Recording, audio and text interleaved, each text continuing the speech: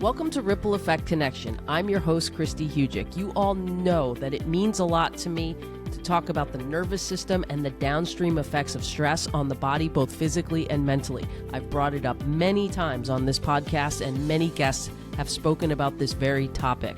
Today, I am speaking directly to the women who need to hear this conversation the most. If you're a type A, high-achieving woman who's constantly overstressed, struggling to slow down, and having a hard time finding quiet in your life, this episode is for you. I recently reconnected with my friend Ramona Crabtree-Falkner, and she is the perfect person to guide us through this. Ramona's a transformational empowerment health coach, holistic wellness facilitator, and a mindfulness expert. She has spent over 20 years helping professional women break free from overwhelm, self-doubt, and burnout, guiding them back to their authenticity, purpose, and joy. Through her Empowered Authenticity program, corporate mindfulness offerings, and transformational retreats, Ramona creates space for women to shift their energy, cultivate self-trust, and build a more aligned and fulfilling life. So if you're ready to step out of survival mode and into a place of ease, this episode will give you the tools to do just that, including how to take that all-important first step. Ramona, your very first appearance on the podcast. I love it. Welcome to the podcast. Oh, I'm so grateful to be here. Was grateful to reconnect and just kind of see where we are in life and share a little bit about what's going on. Yeah, I always say it's a great excuse for me, to have this podcast, to be able to reconnect with folks. And that is the best part. That really is. It's the coolest part. And I always feel like everyone's doing such interesting and great things that it never all comes out in one appearance. So everyone's already automatically welcomed an extra time to come back. So of course, you're always welcome back. But today we're going to dive into as much as we possibly can. But the very first question I ask every single guest, because I believe it is the foundation of what we all do, and that is our why. So can you tell everyone, what is your why for what you do and why you do it? So my why is I wanted to always be of service to help others. As long as I can think back to being a professional in the field of holistic wellness, I always just wanted to help others.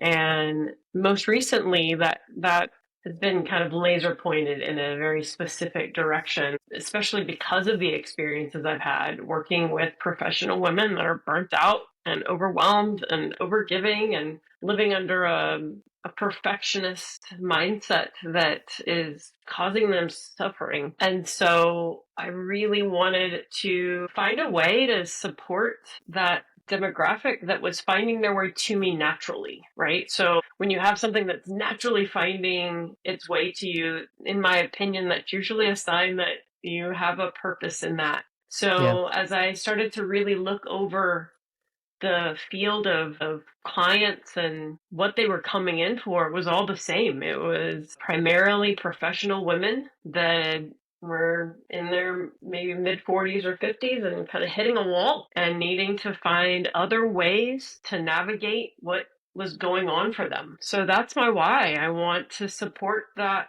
community, and I know that I've been able to. So I thought it's time to be more intentional around that. Yeah, and I think, from my standpoint too, especially with the amount of autoimmune people that I'm seeing, they fit into that same category. And that's the type A, the perfectionist mindset, right? So it's these driven, a lot of times women, not that there's no men, but a lot of times women just driven to do so much to succeed. And, maybe sometimes this is the first thing that comes even before the illness, but it can obviously manifest into symptoms. But I think you and I talked about something when we sat down, that the very first step of all of this is really, really important, and that is awareness. So can you talk about that and how I would say it in my end of things and you would say it in your end of things, how that kind of needs to be the very first thing that happens when someone's listening to this, is to honestly understand and be aware that it's even happening to you in the first place? Yeah, I think that by the time a woman finds herself to me, they haven't quite captured that what they're experiencing is awareness, but that is exactly what it is. Like all of a sudden they're like, something isn't working. I don't know what to do about it. They feel stuck.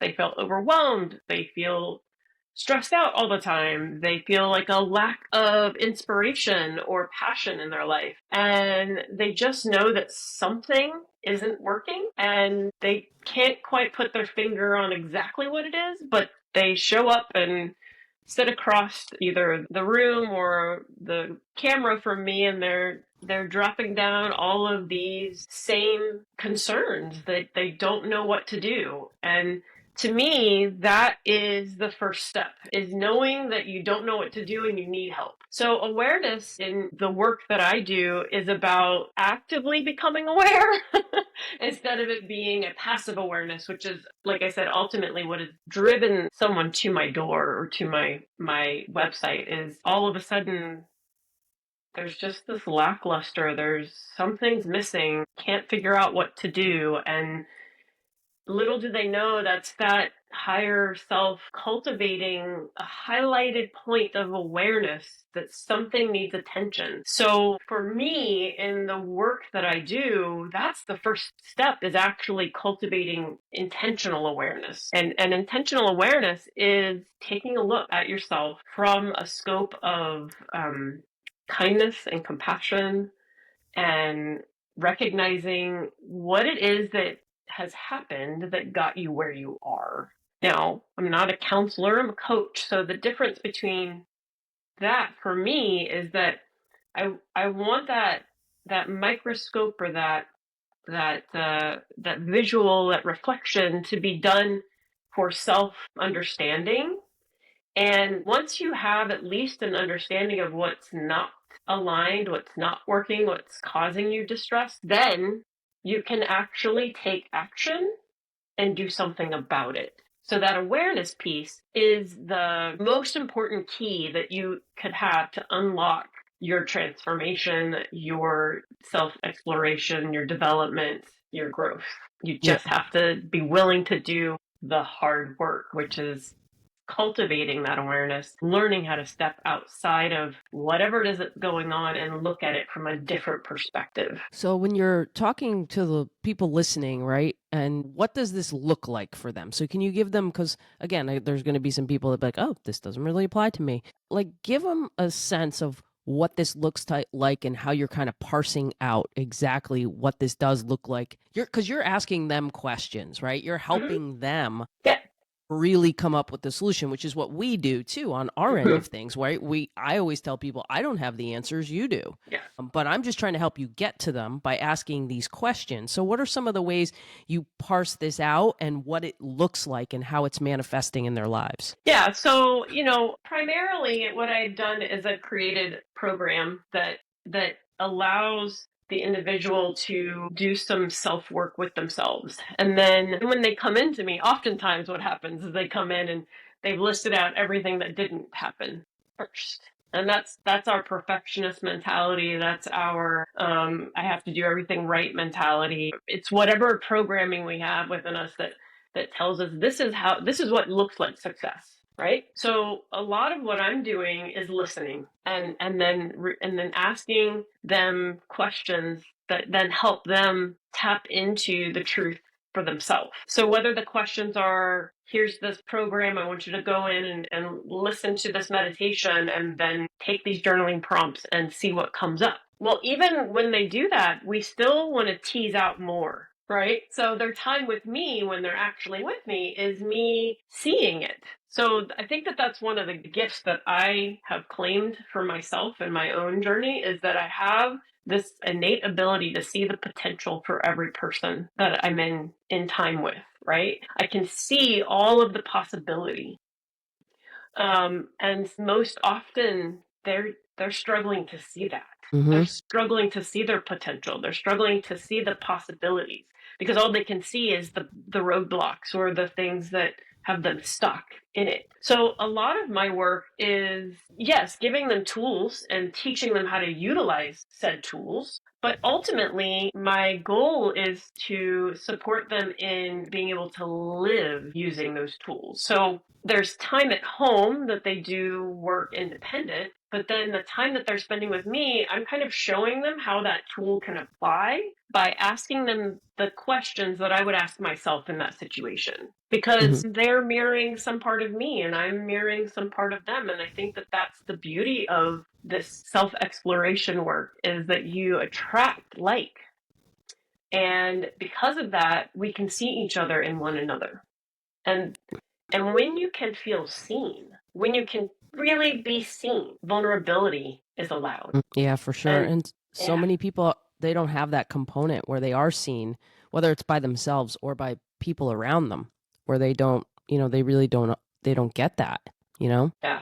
Yeah. And so I feel like my container is intentionally created for that person to feel safe, safe to be seen, safe to see themselves, and to know that they're in a safe, sacred space for opportunity for growth. Yeah. And I think also, too, when we talk about the latter stages of this, because there are obviously stages that people can be in, okay?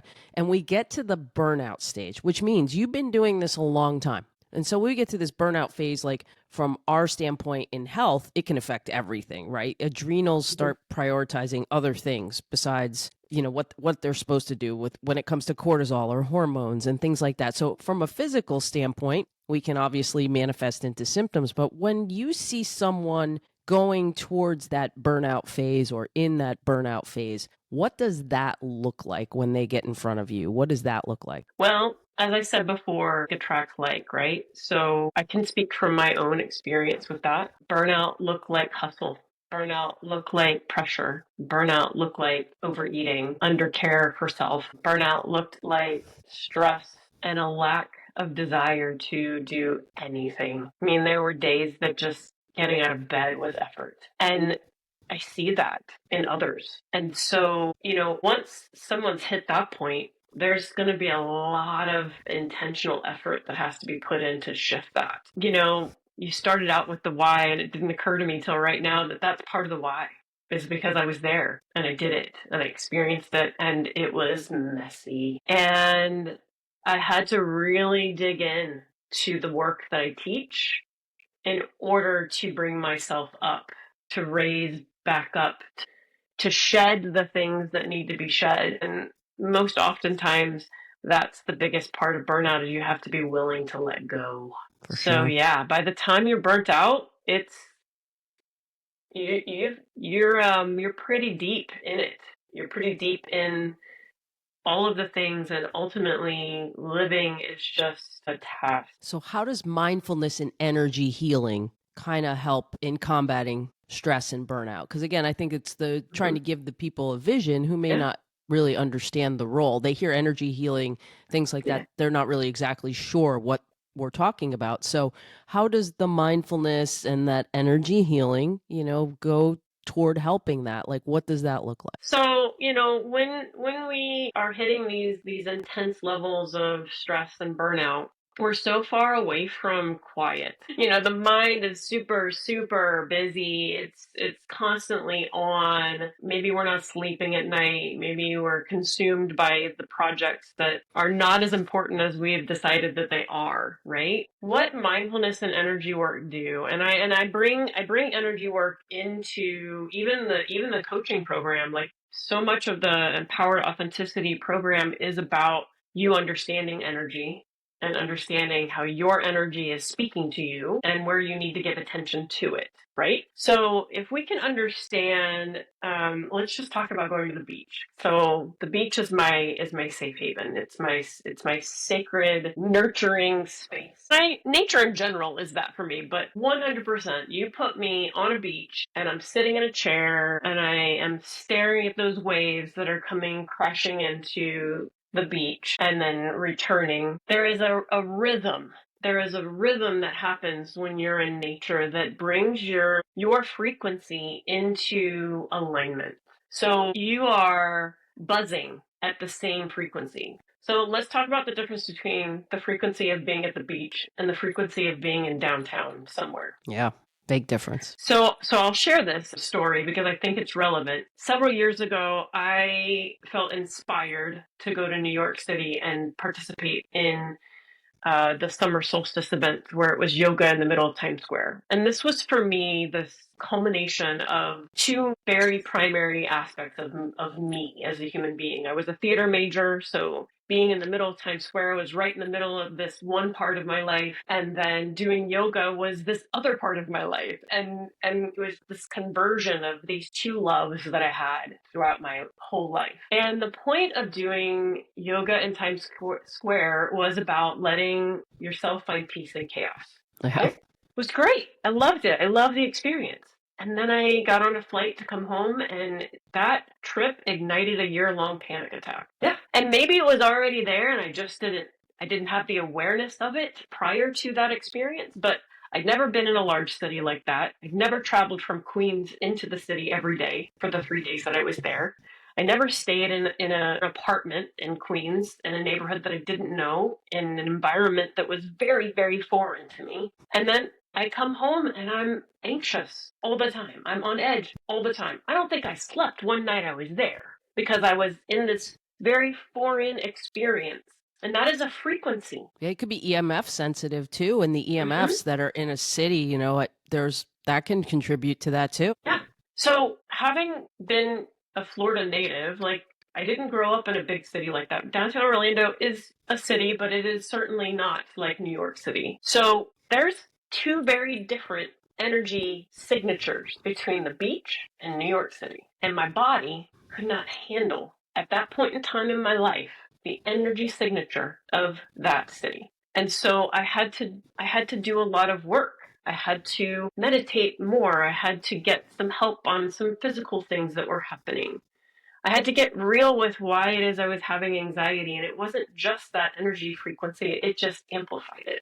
So mindfulness and meditation and energy work are important to shifting out of burnout because it brings you into a frequency that is more naturally ours. So when I started shifting out of massage therapy and fully into Reiki and craniosacral therapy and yoga therapy and really focusing on helping my clients move out of fight or flight into rest and digest, unless I was coaching, there was no talking when someone was on the table. Yeah. Because the energy frequency that was happening while I was giving the energy work would be skewed if the person was sharing with me all of their woes and everything that was going on, when really what I was inviting them into was a space where they could let all of that go for 60 minutes. And so shifting my practice to when you're on the table, we don't say anything, and if we need to chat, we chat beforehand, was a significant shift in my own well-being because I wasn't consuming, and this was where my burnout happened. I wasn't consuming all of the energy of the woes of the person that was on my table that was spending an hour giving that energy to me. And I was just sucking it into my body, touching them. Yeah. Yep. Like people have to understand we are energetic beings. Everything is energy. So, yes. And I don't think the dots always connect, but I think like, I know when you and I were going back and forth on questions and then we were talking about what are some of the first steps people can do to break free from overwhelm and self-doubt. I'm always like, get yourself out in nature. Yeah. Right? Yep. Get yourself out in nature. Get quiet. Yeah. And what about the people that are uncomfortable with the quiet? You know, well, what do they do? Yeah, there's ways to navigate that as well. You know, sound healing, which is an energy healing technique, which is not silent. That is a great tool. Chanting, which is something that I teach in my programs, is how to use mantra. So frequencies that are utilized in yoga to chant help to energetically align you, move things, moving your body. So if you're not a restorative yogi and you need to move, then do a flow, but choose a slow flow. You don't have to go to the power. You don't have to push. You can go to something that is more fluid and allows you to connect to your body and your breath a little slower. So slowing down is, as much as it's uncomfortable, it's necessary, and slowing down can look different for each person. What I like about nature is you can do mindful walking, you can do mindful meditation, you can sit with a tree and become one with the tree, like really absorb the energies that tree is emitting from you or to you. You know, so meditation isn't, I hear this all the time. Meditation isn't about shutting your mind off. It's about learning to witness what it's saying without attachment to it. Mm-hmm. It's about stepping back from it and allowing it to pass through, and listening for the smaller voice that might have an answer for you that's not right there in front of you. In my program, I don't do any meditation that is currently silent, and that's really more of a long-term goal. In the beginning, I'm just trying to get you to slow yourself down a little bit, and so all of my meditations are guided, so you're not in silence per se, but you are slowing yourself down, quieting yourself, and taking reflection and observation of where you're being guided. And I mean, we're talking to the other thing is that, you'll hear those people who are trying to get to slow down. Those are the busiest people on the planet, at least, they think they are. And I don't mean that flippantly, like they're not Yeah. really busy, but I think we also create some of this, right? I always like to use the Eisenhower matrix with clients, which is always like, do you really have to do that right now? Do you really have to do it? Like, truly have to Yeah. do it right now? What can you put off? What can you delegate to someone else? And what don't you need to be doing at all? Like, what if you took that time you were scrolling on social media and you added to it, instead of doing that, you replaced it with 5 minutes of breath work or journaling or whatever. So let's talk to the busy woman, professionals, mom, who in that daily routine is trying to find time. How would you suggest, and what would you suggest carving out time for? Like what could some of that look like that they can incorporate simply? Yeah, I always suggest 5 to 10 minutes to start. It doesn't have to feel. I think that was one of the biggest misnomers for me as a yoga teacher, and my journey with yoga is I had this concept of, so even in yoga, here I am, right? I'm like doing the thing, and I'm still operating in this mentality of it has to be all or nothing. So there was a point in time in my journey with yoga that I had to really evaluate what did it mean to me. And when I stepped back, I started to realize that yoga wasn't about it's not about the posture. It is about the presence with it. So if you can give yourself 5 minutes of presence with yourself, however that looks, maybe it's 5 minutes of sitting on your back porch with a cup of coffee. Maybe it's doing a water meditation in your shower. Whatever it is that you're saying, for this 5 minutes, nothing else matters except for me. And so in my programming, I usually start with breathing, because a lot of what I see in my work is we're not getting enough oxygen into the body, right? So if we look at the lungs, if we look at babies, let's just go to babies. If we look at babies, their bellies expand and contract when they're breathing. And as adults, we're not breathing down there. We're breathing up in this 25 percentile, which is up in the right underneath the clavicle bones and in the upper chest,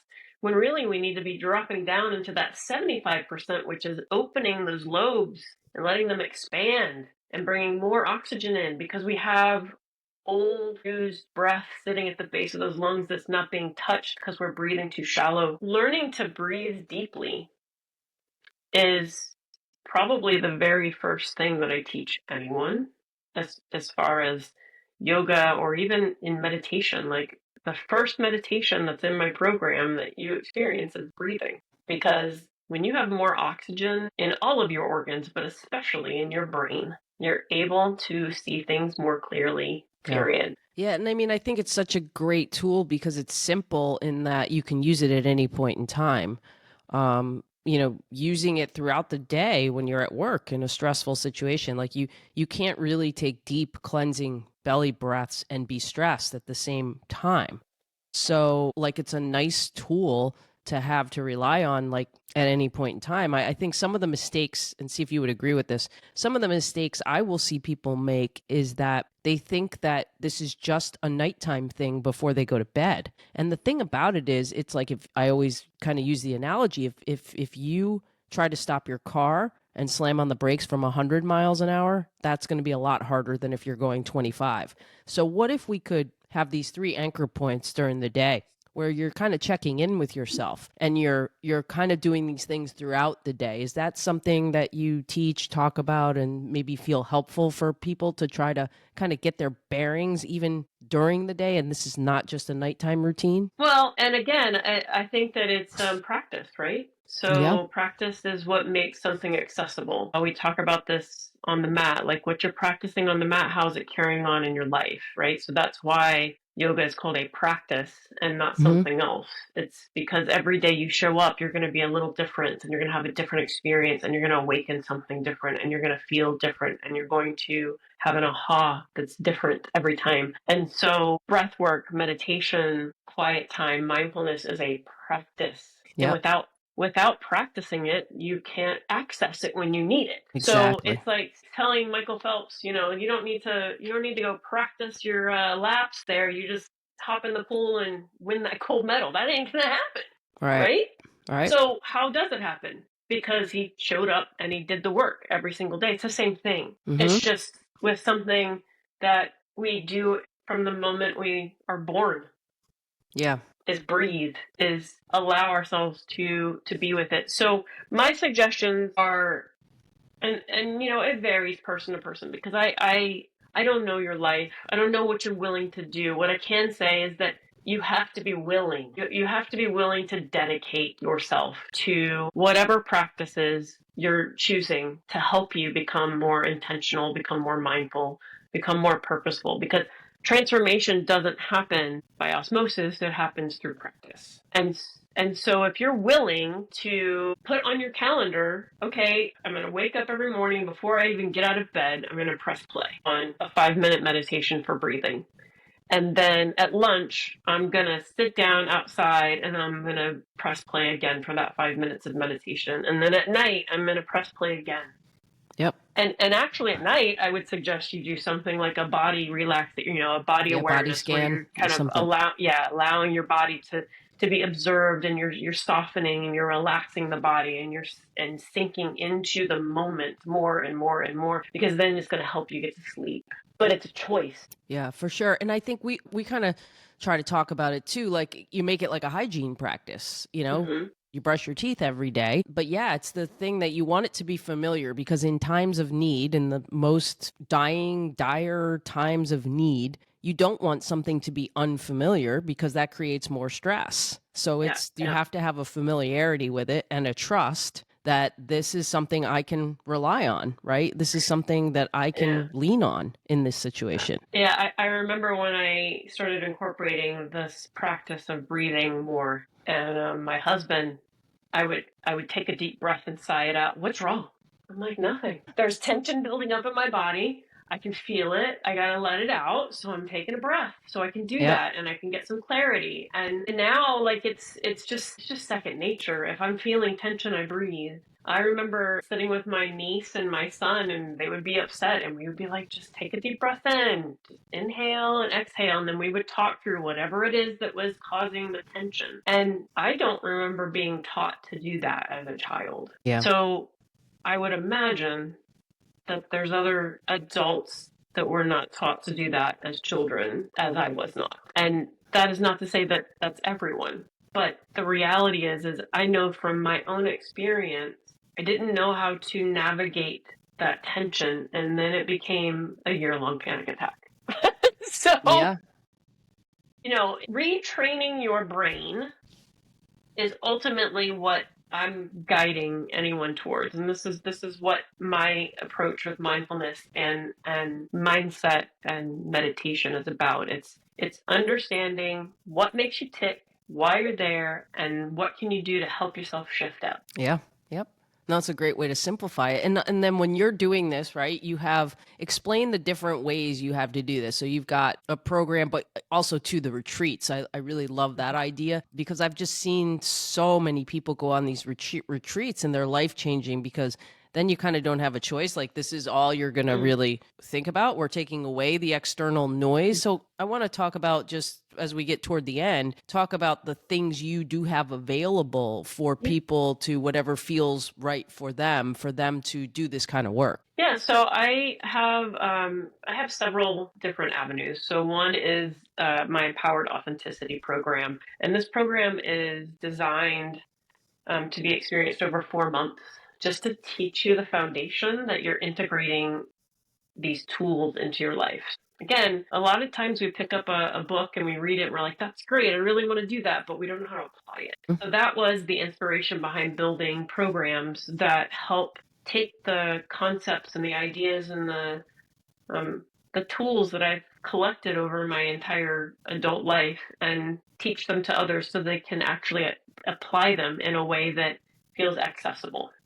And then there's the transformational women's retreats, and I call them transformational because that's all I've ever seen. Like when they leave, they have been in this safe container to really get vulnerable with themselves, to be seen by other women that also are being vulnerable, to reconnect with nature. I really believe in being in places that are reminding us of that frequency we want to be living in, and utilizing all the tools that I have in my pocket to help them have ahas, have moments of joy that maybe they haven't seen in a long time, to remember what it was like to dream and have an idea, and feel empowered to do something about it. Yeah. Right? Yeah, and it's great because it's very hard to eliminate the external noise in the world that we live in. And I have seen some of and heard the stories of some of the most amazing transformations coming from these kinds of retreats. So I really firmly believe in those. And then like shifting gears too, you're talking about the corporate Mm-hmm. world and how that can benefit an organization. So even talk about that and how you can work with teams in that. Yeah. So, being able to come into an environment where stress is high, it just is, because we are operating on deadlines and expectations and performances and things of that nature. Sometimes we get lost in the noise of the projects and forget that we maybe chose the path or the job because we had passion for something in it. So even in my own experience, what I can say is that when I get stuck in a project and I'm too heady, then I'm not coming up with as much inspiration. So bringing in mindfulness workshops or bringing in regular meditation experiences where I come in and I can offer meditation once a week with your team so that they have a guaranteed moment every week they can pause and have somebody else guide them. The workshops would give them tools to be able to apply and approach their projects with maybe a little more mindfulness or more inspiration, and find more flow in it. When we get so in our heads, we lose sight of why we're doing something we're doing. It's great because it really does translate to every area of life. How someone parents, how someone's Oh working, yeah. right? How you look at your health overall, like it's all in there. It's all part of it. It's just like in functional medicine, we just talk about how everything is connected. And this is exactly what we're talking about. You Yes. can't have one and not the other. And if you spend as many hours as you do at work and that's that kind of environment, well, that's hard to really undo that when you're not there. And that's why we're saying like it is important to do this throughout the day. So I'm going to ask you because I know like we're targeting a very specific segment of the population with what we're talking about today because it is so prominent with these women that are overachievers, type A, perfectionist, everything. So I want you to speak to those women right now as we get to the last couple of questions. What's one piece of advice you wish every woman could hear? You have the answers. You have all of the answers within you. You just have to give yourself the space to get quiet so you can hear them. You don't have to remain stuck. You absolutely can move forward. You just have to give yourself space. Yeah, the space and the time to do it, wanting to do it. And then I think the biggest question that they're going to want to know is how can they connect with you, get involved? So how can folks go deeper and learn more about what you're involved with? Yeah, great. You can go to my website, Authentic Life Journey. You can sign up for a free exploratory call where we're going to get on and talk about whatever it is that you are needing or wanting to tap into, whether that's to work into a program or to join me on a retreat. We have a retreat coming up in September in Montana called Roots of the Wild Soul, and I chose that on purpose because I want every person that's coming to remember that they have that wildness within them still, and they can play and enjoy life and find find the things that are going to light them up. So yeah, like get on a call. Let's just have a chat and see what it is that you need and how I can help you. And I love, this is my joy in life with my work, is the moment that, and I'm almost going to cry right now, is when a woman comes in to a session and they have had an aha. And I live for those moments because that's when I can see that they have really fallen into a place of knowing themselves. Yeah, that's beautiful. It's beautiful, 100%. So I really hope and know that some people are going to hear this. They're going to connect with your message, whether they're watching this on YouTube or they're listening to it on all the platforms that it's on. Your message is also what I feel about a lot of people that I am connected with in this space, is that everything comes from the heart. It really does. And you can feel the heart in what you do. So thank you for sharing that with us. And I hope you'll come back, because I know we didn't get to everything, but I know that there's so many ways and directions we could go, but people need this. So, definitely hope you'll come back and share more with us. Yeah, I would love to. And I just want to, before we close, say that I'm so grateful you brought up the heart, because that's actually that's my belief. Like everything comes back to the heart. If you can get into your heart space, then you can fall in love with yourself, and you can nurture yourself, and you can listen to that smaller voice. Boy, the sky's the limit. Awesome. Thank you, Ramona. We appreciate you. If you enjoyed today's episode, feel free to connect with any of us on social media and let us know what resonated with you. Full show notes can be found at kristihujik.com/podcast. Please take a second to like, follow, review, and share this podcast with anyone who might benefit. And if you can leave a quick review on Apple Podcasts, it really helps me bring more amazing guests your way. Stay tuned for the next episode of Ripple Effect Connection. Let's create waves of change together.